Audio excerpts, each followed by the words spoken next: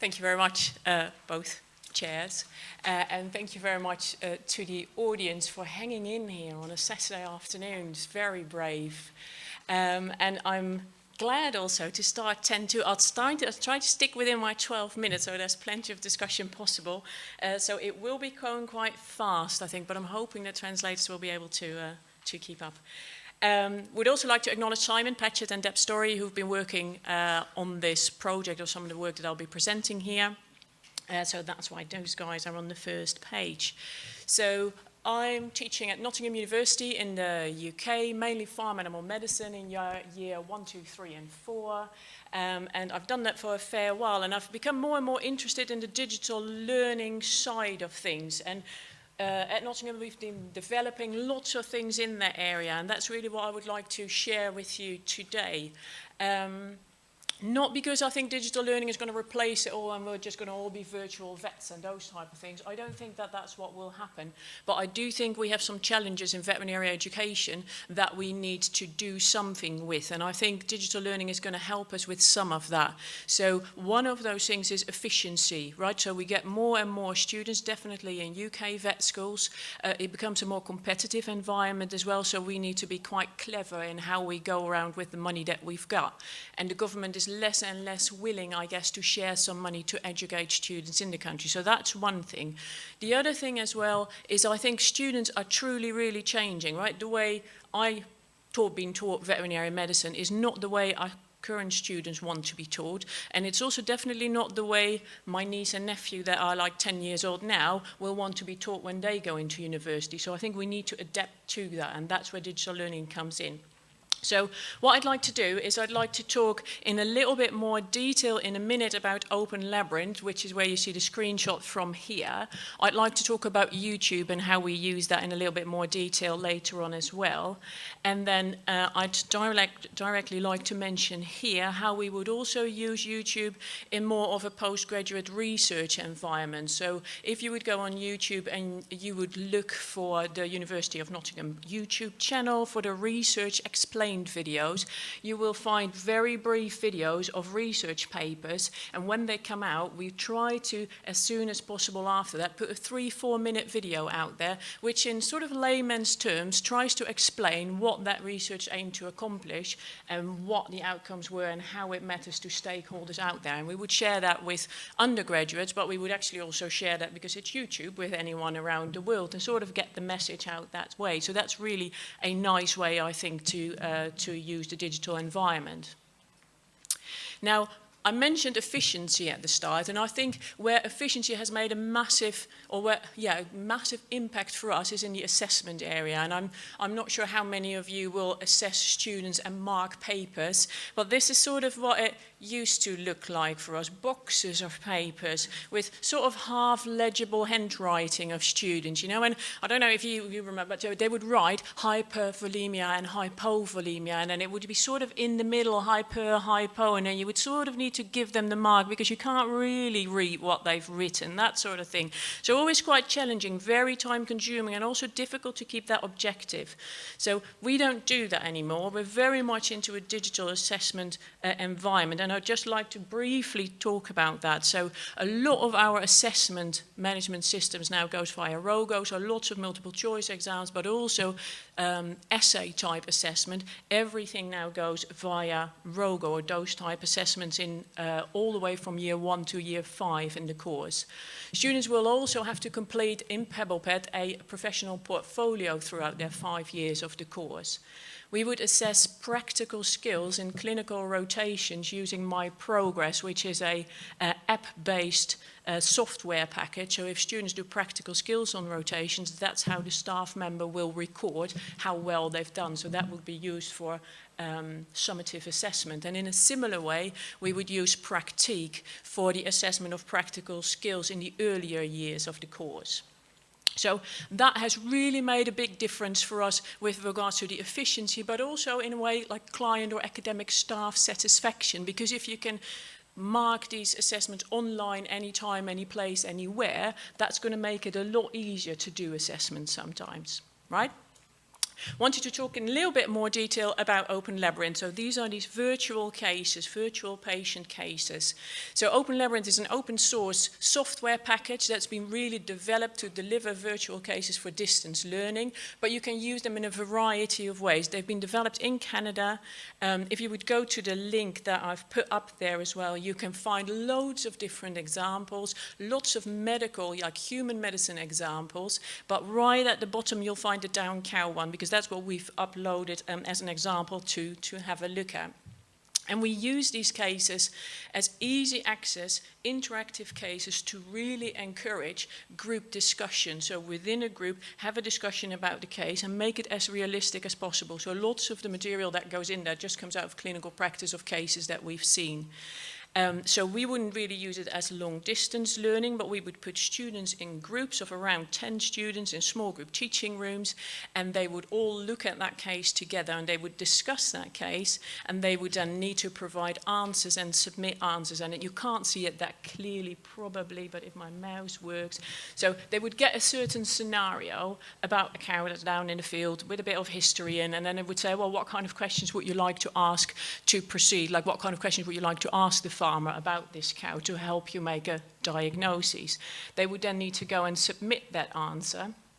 So as a group, they would type their answer there, submit the answer, and then move on to the next page. And that's how they would work through the case, and they would get to differential diagnoses, types of diagnostic tests that they would like to do, or a treatment. And then you can make it work in such a way that if they pick a certain treatment, the cow might die. If they pick another treatment, the cow might actually live happily ever after. So in that way, we're trying to create a relatively realistic environment, but very safe. And I don't say that this is going to replace things that they'll see outside of the farm. Of course, they also need to go and see that, but that clinical decision making, that clinical reasoning, it works really well if they do that as a small group and actually discuss about it as a group and try to figure out what the best decision might be for that particular case. And then we would provide them some feedback on that. So you can have a look at the case later on if you want to. Some of the feedback I thought that would be worth sharing. So we've asked for some feedback from staff and from students. Students would say, oh, the timing was good and allowed consolidations of knowledge taught. So often there would be a bit like the flipped classroom style that was presented before. So we would provide them information beforehand and they would use that information to work their way through that case. Timing was good, so we would run these sessions as 45-minute sessions. Sometimes there will be a facilitator in the room, sometimes it would be a self-directed session and they would need to work through it in those 45 minutes themselves. Staff feedback was great to deliver clinically relevant cases and review feedback for large group using learner analytics. So this is also one of the beauties of Open Labyrinth. So when students submit those answers, if you're an author of the case, you can follow, you can see all those answers real time or after they've done the session, and you can see what they've answered to each of the questions of that case. That is quite helpful for us as teachers because we can see where the weak areas are and we can provide them some feedback via your virtual learning environment, which is Moodle in our case, or in a next lecture that you would do, and you could actually really give a bit more, not so much personalized individually, but personalized for how they did on that particular case, and that's quite useful. On the side where they didn't really like certain things, students would say, oh, it's difficult to find the prices of drugs as it varies massively between practices, right? And I think we all recognize that. So students, or perhaps humans in general, we like things to be black and white. We like it to be one thing or the other, like not this gray in the middle and why is there differences for the same thing. We'd argue that that's actually a good thing. So for students in a group to discuss why those prices would be different and where those differences in prices would come from, and then for them as a group to make a decision on what they would charge, so where that would come from in a certain case, they would come up with a treatment protocol and they would say, oh, could you also please write an invoice for your client? Just for students also to realize that they need to somehow charge for that and have an idea about what they would charge. So that's where that sort of information comes from. So they didn't like that part of it, and I guess we would need to manage that a little bit better and explain why we want them to do that, but we're definitely not going to make it more black and white for them because that doesn't really resemble what happens in the real world. Staff would say more training to feel more confident with technical aspects of Open Labyrinth. That's definitely something that I've learned.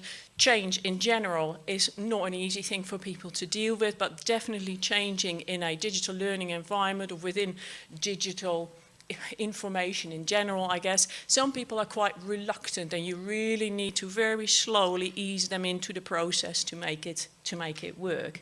But then in general, received quite positively, and we've rolled now out cases in second year and in fourth year, and we'll probably, or not probably, we will roll them out in first year and this coming academic year as well.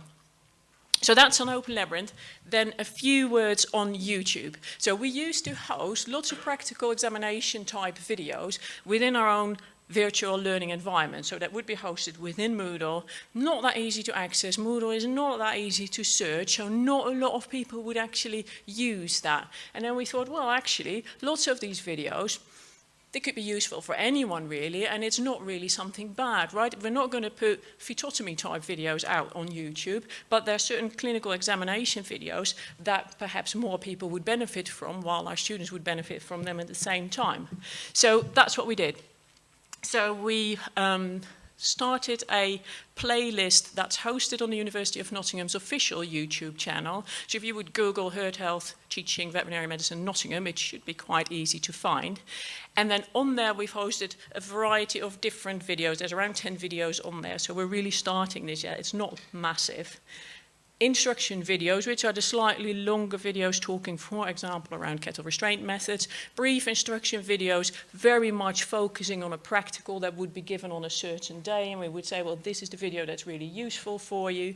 Have a look at that beforehand, or take your phone with you in the practical, and you can actually do stuff and at the same time look at that video to see if you're doing the right thing. And then we've also put some teaching experience videos on there that are more for prospective students, parents, friends of students, to actually figure out what those vet students do when they're 9 to 5 every day in that vet school, right? Well, lots of the other students, at least on our campus, don't spend that many hours at their university or in class. With regards to the feedback of the YouTube channel, it's been really, really positive. So students say, oh yeah, it really improves consistency in delivery, because now you can show other members of staff that would be teaching that session exactly how you would like it done. And that's quite useful, because a lot of our practical skills are also being assessed in a summative environment. So it's quite important that we all teach the same thing. Helps with larger student cohorts, so if you have lots of students in the barn, it's quite nice if you can give them the phone or ask them to bring their own phone and say, can't get to you in the next 5 minutes because there's lots of other students that I need to help, but have a look on the video to figure out where that subiliac lymph node was or something. That's far easier to see in a video than to try to read a textbook and then sort of figure out from the textbook where that lymph node actually is located. So staff feedback was positive, student feedback was positive, easy, accessible 24/7, open access YouTube, we all use that, they use that for anything and everything, so that's quite easy. And they also said meets expectations, and I think that's really interesting if I compare it to the previous presentation, which had really top quality video. Lots of the videos that you'll find on this YouTube channel that we've put together is technically not that advanced, if I'm honest. It's a phone, my phone, that's somewhere over there, and people with a limited amount of video editing knowledge that have put that material together. And we did quite a bit of work with students before we started this to actually figure out what they wanted and how they wanted it and all that sort of stuff. And one of the things that they said is, oh, well, it doesn't need to be that technically savvy, and it doesn't need to look that perfect, as long as the skills that you want us to be able to do are clearly videoed in there so that we can actually see what you want us to do. So they were not that fussed really about the quality. And then there's also some feedback from YouTube itself that was quite positive, so that's always nice to see.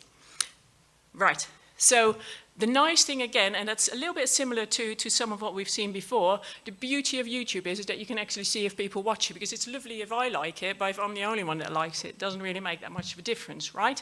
So lots of views, and then we've worked together with our digital marketing and our digital media team who say, yeah, well, that's interesting, lots of views, and if you have over 100,000 views, that's wonderful, but what you actually want is you want engagement. And if you want engagement, it's very much around how often people share videos and how often people would put those videos in their own playlists. So that's what you see down there at the bottom, and you might not be able to read that clearly, but in general, if our university would compare that with a lot of the other video channels that they had, they were really pleased with what we were delivering, so they were quite happy with that. That appeared to be quite good. What I also thought was fascinating is you can look at the who and in which countries people watch your videos. And I was, I guess, naively hoping that all my UK students would be top of that list and all watching that video. And they do. I mean, come on, 6,000 views is not bad. Some people must be watching it.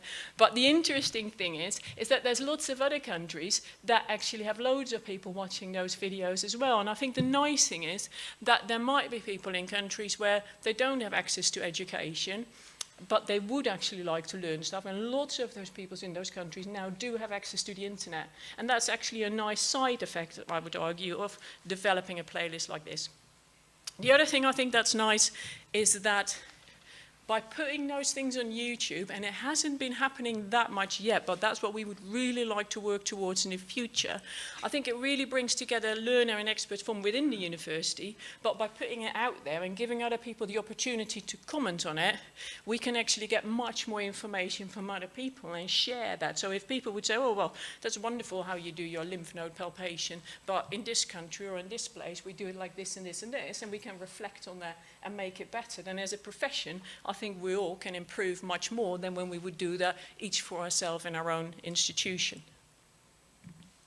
Right, so those were the bits that I quickly wanted to share, concluding that I think there's massive opportunities for digital learning. And it's not like, shall we do it, shall we not do it? I don't think we really have a choice, because I think we really need to be more efficient about what we do, and we really need to interact with students the way they want to learn. So it's not really a choice, but it's really something that we need to get into. I think the value of collaborating with students as academic staff and with the other departments within your university, so within the media department and all those people, has been really beneficial. Broadening students' learning experience, right? So don't just learn from me and my colleagues within Nottingham University, but actually get much more input from people around the world would be really useful for students that will be acting in a much more global market in the future. So I think in that respect it's important as well. And I guess that will all contribute to the student experience, to try to make that better, right? Students want access, want to be able to access material anytime, any place, anywhere, that sort of thing. That's what they ask from us. So I think we can use that digital learning environment to actually make that happen. Right, so we'd like to thank Afsana, Jess, Danny, who were the students that helped with this, Status with some of the technical support. We'd like the faculty for supporting this startup with some money, and all my colleagues from the Ruminant Population Health Group, of course. And I would like to thank you for your attention, and happy to answer any questions or hear any comments.